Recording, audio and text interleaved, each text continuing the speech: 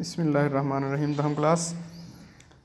जी आगे से पढ़ते हैं हम कि मज़हब और बातनियत जो है उनकी सबसे बड़ी किताब थी। ठीक है जी। और उर्दू अदब में भी ये जो टॉप 100 बुक्स हैं उनमें अगर इनको शामिल ना किया जाए तो ये ठीक बात नहीं होगी। जी मिर्ज़ा साहब दिल्ली के शुरफा के एक मुतमव्वल ख़ानदान के चश्मो चिराग थे। एक अहम और मशहूर ख़ानदान से उनका ताल्लुक़ था।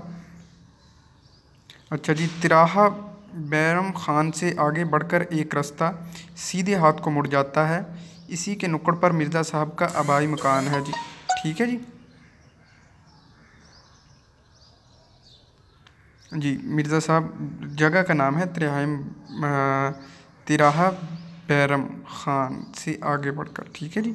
अच्छा जी। उसके बाद जो है इसी इलाके में सर सैयद का कदीम मकान भी है, यानी उनको सर सैयद के मकान के साथ उनका जो है घर था पहले। सर सैयद भी मिर्ज़ा साहब की अज़ीज़दारी थी, ये भी उनके रिश्तेदार थे और मुंशी ज़काउल्लाह से भी, ठीक है जी, उनकी क़राबतदारी थी, उनसे भी इनका करीबी रिश्ता था। 50-60 साल पहले दिल्ली के मुसलमान शुरफा में अंग्रेज़ी तलीम को अच्छी नज़रों से नहीं देखा जाता था, मगर सर सैयद ने मुसलमानों के इस गलत नज़रिए की कुछ इस्लाह कर दी। इस ज़माने में दिल्ली के दोनों नौजवानों ने आला तलीम हासिल करके इल्मी हलकों में नमूद हासिल की। जी नुमायाँ शख्सियतें थीं, जैसे कि हम सर सैयद के बारे में बखूबी जानते हैं कि ये वो पहली शख्सियत हैं जिन्होंने जो है मुसलमानों को अंग्रेज़ी तलीम की तरफ राग़िब किया और मुसलमानों को इस तरफ लेकर आए कि अंग्रेज़ी तलीम कोई पढ़ना कोई गुनाह नहीं है, बल्कि हमारा मज़हब इसकी इजाज़त देता है, दुनियावी तलीम के साथ साथ दीनी तलीम की भी, और दीनी तलीम के साथ साथ दुनियावी तलीम की भी।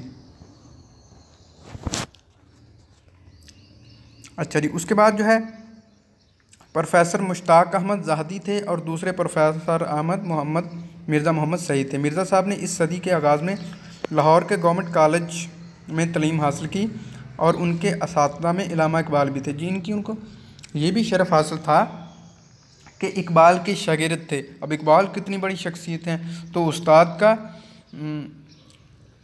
खूबियों का जो है शागिर्द जो है बिल्कुल हामिल होता है और अच्छे शागिर्द में उस्ताद की खूबियाँ बिल्कुल नुमायाँ तौर पर उजागर होती हैं। तो उसके बाद जो है जिनसे उनके मुखलसाना ताल्लुकात आखिरी दम तक कायम रहे और अंग्रेज़ी अदबियात में एमए की सनद लेने के बाद मिर्ज़ा साहब ने 1906-07 में साल 2 साल अलीगढ़ में पढ़ाया भी जी। अब इनकी तबीयत और निखर गई क्योंकि अलीगढ़ बहुत बड़ा तलीमी इदारा था।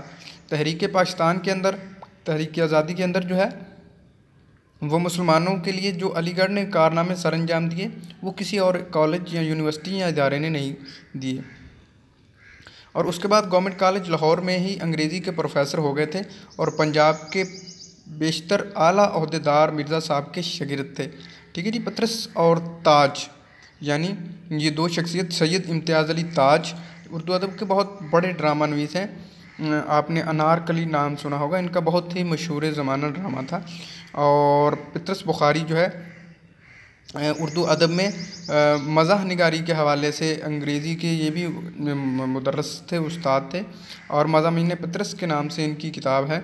ये दोनों भी इनके शागिर्दों में से थे जी। बाद में पिसरत ख़ुद अंग्रेज़ी के प्रोफेसर हो गए, मगर अपनी गैर मामूली काबिलियत और जहानियत के बावजूद मिर्ज़ा साहब की इल्मियत के आगे अपने आप को हीच समझते थे, अपने आप को कमतर समझते थे। ठीक है जी। ये अच्छे शागिर्दों की निशानदेही होती है। अच्छा। उसके बाद जो है बशीर अहमद साहब कहते हैं कि मैंने 12 पतरस को मिर्ज़ा साहब की खिदमत में हाज़िर होते देखा और उनमें से किसी और का इतना अदब व एहतराम नहीं करते थे, यहाँ तक कि वायसराय हिंद का भी। ठीक है जी। बड़े बड़े ओहदेदारों का और हिंद के अंदर जो आला ओहदे पर आला इक़्तिदार के लोग मालिक थे उनका भी इतना एहतराम नहीं करते थे जितना जो है मिर्ज़ा मोहम्मद सईद का करते थे। कौन जी? पतरस बुखारी। अच्छा जी। पतरस के सिलसिले में एक दिलचस्प वाक़यात याद आ गए कि पतरस ऑल इंडिया रेडियो के डायरेक्टर जनरल हो गए थे, मगर पुराने दोस्तों से रस्म वराह में ज़रा भी फ़र्क ना आने पाता था। ठीक है। चाहे जितने बड़े ओहदे पे चले गए थे, लेकिन जो है दोस्तों से उसी तरीके के साथ मिलते थे जिस तरह से वो उस ओहदे से पहले मिलते थे। मिर्ज़ा साहब ने इन्होंने किसी न किसी तरह आमादा कर लिया कि रेडियो से कभी कभी तकरीर नशर किया करेंगे।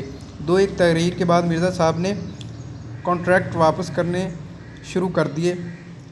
शुदा बात पितरस तक पहुंची, यानी आहिस्ता आहिस्ता चुपके से बात जो है वो पितरस तक पहुंचती है। तो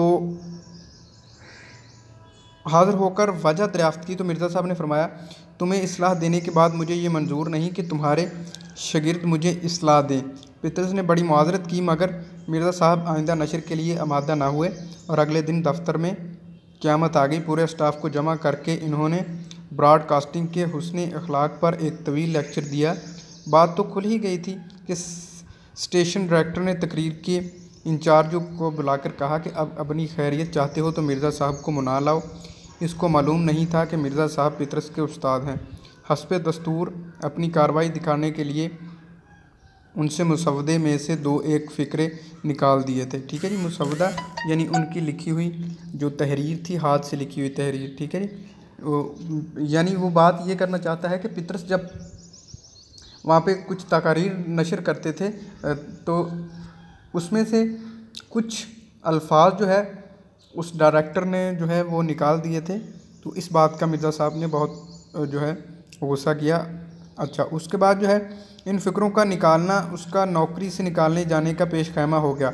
भागा, मिर्ज़ा साहब की खिदमत में माफ़ी मांगी, हाथ जोड़े। मिर्ज़ा साहब ना माने, बोले तो हज़रत मेरी नौकरी गई, बाल बच्चे भूखे मरेंगे और आपको दुआएं देंगे। मिर्ज़ा साहब के कान खड़े हुए, बोले ये तो मैं नहीं चाहता। इसने कहा अगर आप ये नहीं चाहते तो इस कॉन्ट्रैक्ट पर दस्तखत कीजिए। तो मिर्ज़ा साहब ने फ़ौरन दस्तखत कर दिए। अब यहाँ पे देखिए कि अनाह का मसला नहीं बनाया उन्होंने कि इस शख्स ने मेरी अनाह को ठेस पहुँचाई थी तो अब मैं इसको नौकरी से रफ़ा दफ़ा करवा दूँ। नहीं, मिर्ज़ा साहब की अखलाकियात की वाज़ेह यहाँ पे बात हो जाती है कि मिर्ज़ा साहब बहुत अच्छे जो है अखलाक के मालिक थे। अब अपनी अनाह का मसला नहीं बनने दिया, बल्कि उसकी नौकरी, उसकी बीवी बच्चों का देखा और फ़ौरन जो है उसकी गलती को माफ़ करके कॉन्ट्रैक्ट दोबारा साइन कर दिया और दोबारा से वहाँ पर तकरीर करने लगे। उम्मीद है बात समझ आ गई होगी आपको।